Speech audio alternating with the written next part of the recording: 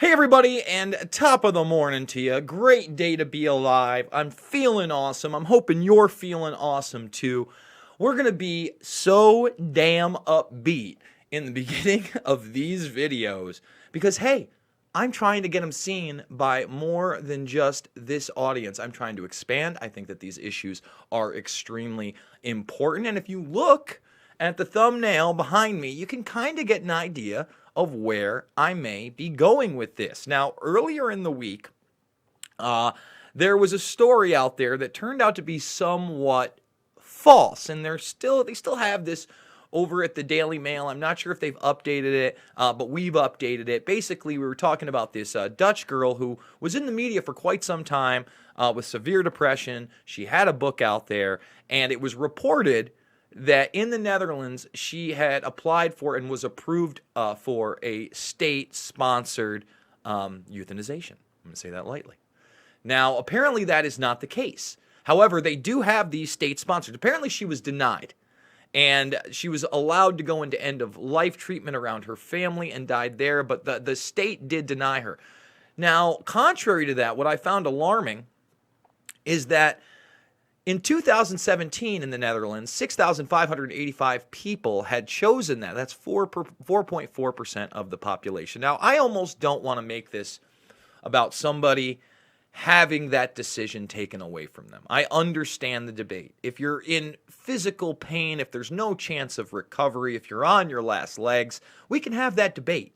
I am not a big purveyor of death. I think that it's something we have to consider extremely difficult. You know, I'm not trying to tell people how to live their lives, but what I did want to point out here, and I pointed this out in several other videos, is like a guy like Jack Kevorkian, for instance. He was the one behind this mostly, at least in the United States. You saw this, and this is a cover of Time magazine. Thank you, Juggernaut, or Raymond Kendall Knapp. Appreciate that super chat. All super chats, I really do appreciate. They help out. But here he is on the cover of Time magazine in 1993. I was 14 at this point. Actually, I wasn't even 14. This is May. So I was about to be 14. I was in first teenage year. And there was a lot of controversy out there. But many people were painting this guy. Look, it says, Crusade. You know, is he an angel of mercy or a murderer? Well, that's a great question. Because he was certainly portrayed by most people as a man of mercy, right?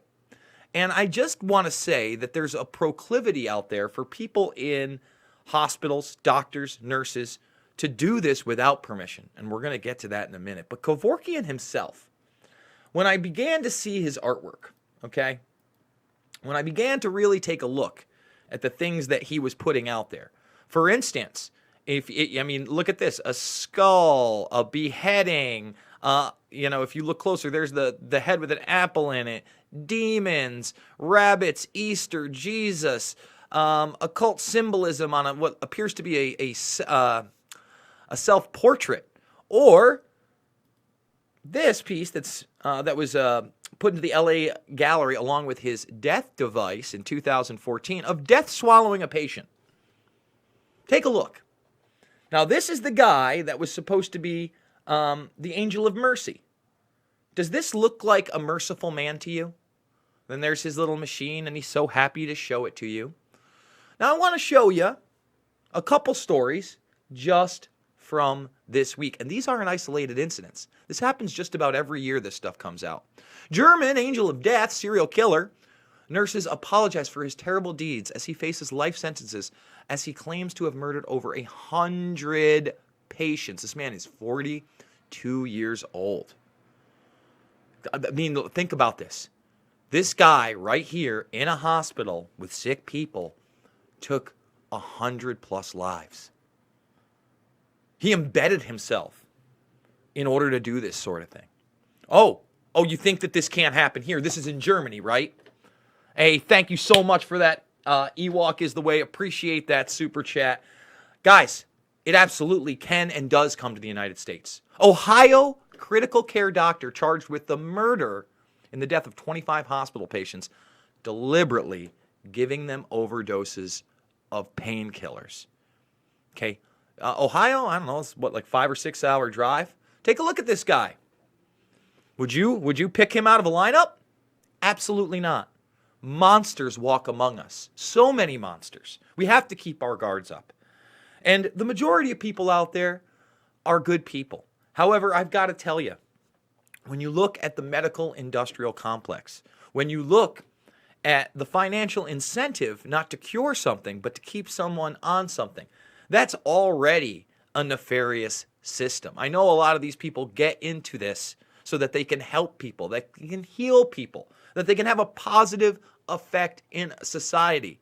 But just like that, those who are evil exists. Look, if there's one thing that I figured out through all of this over the last 15 plus years of me being heavily involved, I'm not going to sit here and tell you I know what happens when you die. I'm not going to sit here and tell you what religion to follow. I'm not going to sit here and tell you I have all the answers, because I do not.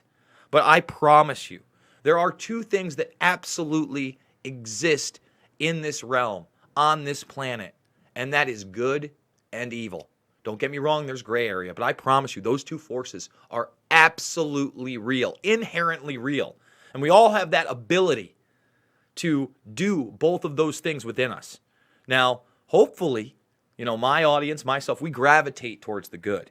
But the darkness seeps in sometimes, and some people feed on the darkness and love the darkness and celebrate the darkness and worship the darkness.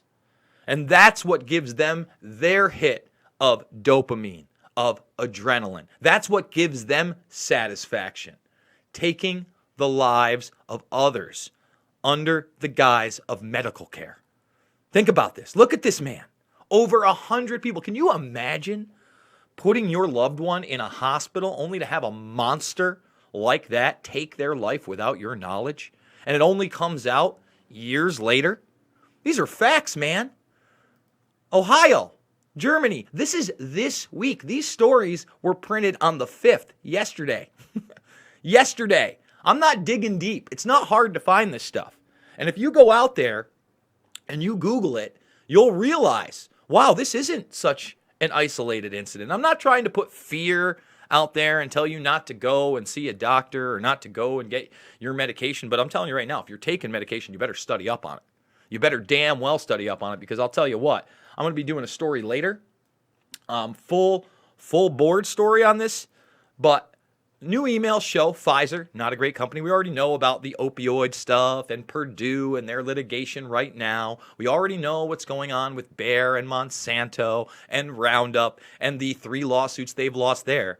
But now, and we're going to do a full video on this later. We're pumping out at least 6 today, guys. So if you're not subscribed, you like this material, please subscribe now. Thumbs this video up, share it out there, hit that notification bell. But really, forget about the notifications. They're not going to give them to you. Star my channel.